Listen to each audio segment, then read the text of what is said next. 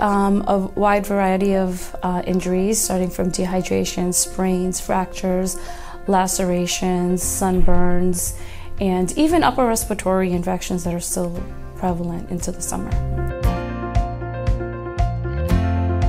So here at the Urgent Care Center, we're able to take x-rays, so we do have access to radiology, and then we're able to put in like the soft cast prior to sending them out to the orthopedics, and then we also have some prefabricated cast here at the Urgent Care Center that we're able to provide, as well as crutches and slings.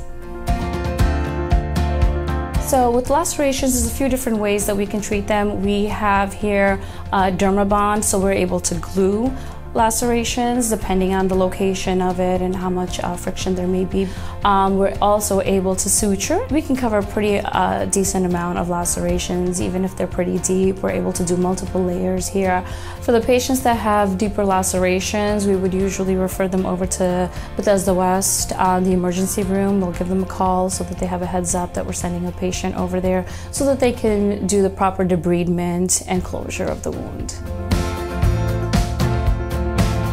Here at the Urgent Care, yes, we do see a lot of heat-related injuries, a lot of gastroenteritis with nausea, vomiting, and dehydration, where patients do require IV fluids, and we are able to do IV insertion and monitor them here as we hydrate them.